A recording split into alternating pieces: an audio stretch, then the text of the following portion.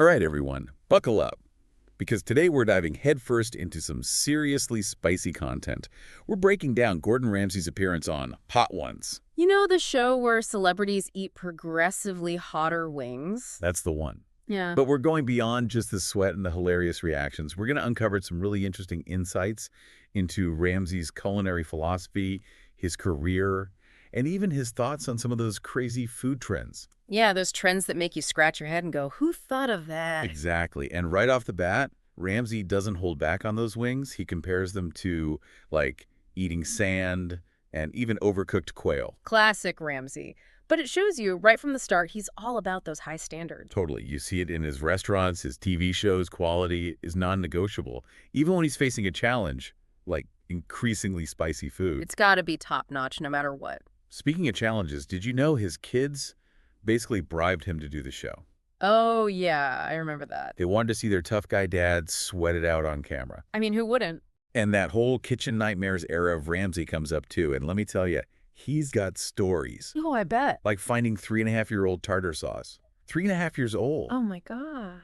He described it bubbling like something out of Harry Potter, which honestly just makes it even worse. It's funny, but also, likes.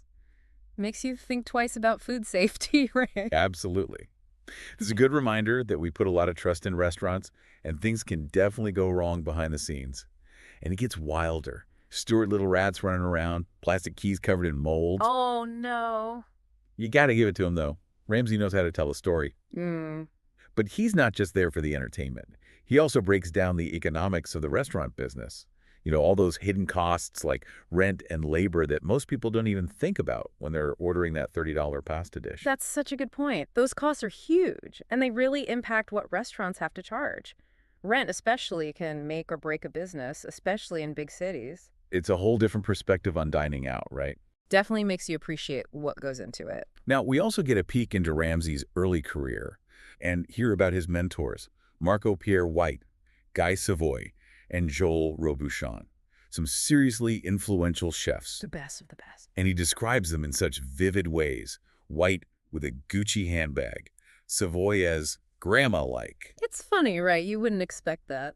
And then there's Robuchon, who he calls a taskmaster. Apparently, Robuchon had some very colorful language to describe Ramsay's own birth. That's intense. Gives you a sense of what those high-end kitchens were like back then, right? Yeah. Super demanding, almost like a military-style training environment. Definitely a different era. But through all those stories, you see that emphasis on hard work and resilience. It's a lesson Ramsay keeps coming back to, especially when he's talking about advice for younger generations. He's got that tough love reputation, but after hearing about his own experiences, you can see where it comes from. He learned from the best, or at least the toughest. And just when you think you have Ramsay all figured out, he drops these anecdotes about meeting celebrities like Kobe Bryant, David Beckham, even Tony Blair and Vladimir Putin. I love those stories. They make him seem so much more relatable, you know, like here's this culinary superstar, but he's still human. Totally. And he's got such a good sense of humor about it. Jokes about feeling short next to basketball giants and wisely steers clear of political talk at that lunch with Blair and Putin. Probably a good call. He also talks about his adventures outside of the kitchen, hunting puffins in Iceland, investigating the shark fin trade in Costa Rica, and working with prison inmates. Wow. Talk about rain. And he paints such a vivid picture. You can practically feel him hanging off that 600-meter cliff for those puffins. Oh, wow. That's scary. And then there's that story about the bread he baked in a volcano, which of course gets stolen. Classic Ramsay. It shows you this guy's an explorer at heart, always curious, always pushing boundaries, even if it means facing danger or baked good theft. He does not shy away from a challenge. Definitely not. So we've seen the critic, the mentor, the adventurer. Now let's get into Ramsay's take on food critics. He doesn't hold back on this one either. Oh, I bet. He acknowledges the power critics have, but contrasts their often brutal reviews with his own belief in professional feedback. He even reads some scathing reviews aloud. One compared mussels to, well, let's just say it was pretty graphic. Oh, wow. That's harsh. It really highlights that tension between critics and chefs. Food is subjective, of course, But words have power. Absolutely. They can make or break a restaurant. Ramsay's point is that there's no need to resort to personal insults to get your opinion across. It's about finding that balance between honesty and respect. I agree. Criticism should be constructive, not cruel. Okay, now for the moment everyone's been waiting for. Ramsay's reaction to some of those out there food trends. Like, remember goth food? Black ice cream, charcoal burger buns, all that. Oh, yeah. That was a while ago. What did he think? He was not having it. He's like, forget it. Charcoal doesn't add any flavor. Why mess with a classic? I can just hear him saying it. It's hilarious, but it also gets you thinking, right? When does pushing boundaries become just pointless novelty? That's the question, isn't it? Where's the line between innovation and just, I don't know, being weird for the sake of being weird? Right. It's not about rejecting all new ideas. It's about being intentional. Does this trend actually make the food better? Exactly. Does it enhance the flavor, the texture, the overall dining experience? And let's not forget those spaghetti donuts, sushi croissants, avocado lattes. Ramsay had some very colorful and very funny opinions on those too. I can only imagine. He really makes you question some of the things we consider good food these days. Are we chasing Instagram trends or truly appreciating flavor and technique? It's something to think about. Food for thought, literally. Okay, we've seen Ramsay the critic, the mentor, the adventurer. But as we get closer to that final last dab, we see him really face the heat. He's sweating, he's cursing, but he's determined. That's Ramsay in a nutshell, right? Yeah. Never gives up. And you know what? That moment really encapsulates his whole approach to life. He's built his career on pushing boundaries, demanding excellence, and never backing down from a challenge, no matter how uncomfortable. It's inspiring, even if it also makes you cringe a little watching him struggle. Oh, absolutely. And some people say that relentless pursuit of perfection can be harmful in a kitchen environment, create a toxic culture. That's definitely a valid concern. But on the other hand, you can't deny the willpower it takes to push through that level of discomfort. He's even joking about needing a doctor at one point. Yeah, it's definitely intense. But then, after all that fire and brimstone, we get this really heartwarming twist. Ramsay coaches the host through making scrambled eggs. Yeah, I love that part. He's still clearly suffering from the spice, but he takes the time to share his knowledge and guide someone else through this basic culinary challenge. It's really sweet. It shows you there's more to Ramsay than just the tough exterior. He genuinely enjoys teaching and connecting with people through food. Even when his taste buds are on fire. Exactly. It's a good reminder that even the most intense people have a softer side.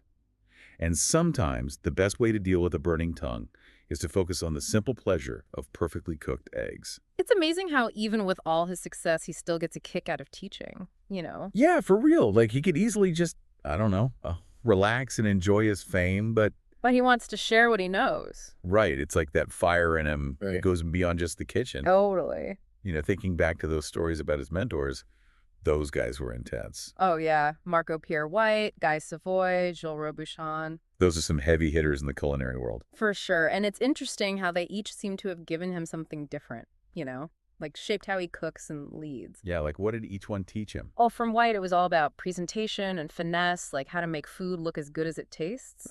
Savoy was all about dedication and consistency, doing things the right way every single time. Got it. And Robuchon, well, he was all about perfection, like absolute perfection. No shortcuts with that guy. Nope. And remember, Ramsay talked about the tough times, too, those grueling hours of the harsh critiques. Yeah, that definitely wasn't easy. But those experiences, they shaped him. They built up his work ethic and resilience. It's like what they say, what doesn't kill you. Makes you stronger, right? Exactly. And you can see how that combination of talent and just pure tenacity, that's what got him to the top. No question. Speaking of the top, those stories about meeting celebrities were pretty cool. Oh, yeah. Hanging out with Kobe Bryant, David Beckham. Even Tony Blair and Vladimir Putin, like, come on. Not your average dinner guests. It's not every day you hear a chef casually mentioning lunch with world leaders. It's wild. But what I like is how Ramsay handles those situations, you know? Yeah, how so? He's comfortable around those big names, but he doesn't let it go to his head. Right, he's still got that self-awareness. Totally, like when he joked about feeling short next to Kobe Bryant. Yeah, or when he described that lunch with Blair and Putin, he said he was terrified the whole time. Like even Gordon Ramsay gets starstruck. It just shows you he's human, just like the rest of us. Exactly. He might be a culinary superstar, but he's still got his own anxieties and all that. But let's not forget about his adventurous side. Remember that puffin hunting story? Oh, yeah, hanging off a cliff in Iceland. That's not your average chef's vacation. No kidding! It shows he's curious, you know? He wants to experience new things, different cultures. And maybe a little danger, too. Well, he did say those were some pretty high cliffs. And then there's the volcano bread story. The one that got stolen? Yep. Classic Ramsay, right? Adventure, passion, and a little bit of bad luck. Always keeps things interesting. But seriously, it's a good reminder that even the best-laid plans can go wrong. And it's how you deal with those setbacks that matters. Okay, so let's shift gears back to the food world. Okay, back to the kitchen. I thought his take on food critics was really interesting. Yeah, he definitely has some strong feelings about that whole dynamic. Well, yeah, I mean, think about it. What do you mean? Chefs, they put their heart and soul into their food, right?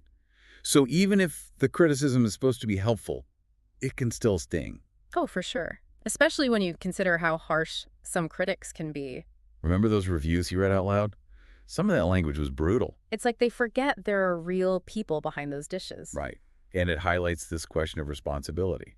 You know, Yeah. Critics, they have a platform, their words have power. Absolutely, they can make or break a restaurant. And Ramsay's point is there's a way to be honest without being cruel. It's about finding that balance between expressing your opinion and respecting the people who put in all that work. Okay, now for the fun part, those food trend takedowns were hilarious. Oh yeah, spaghetti donuts, sushi croissants. You did not hold back. It was like watching a culinary roast.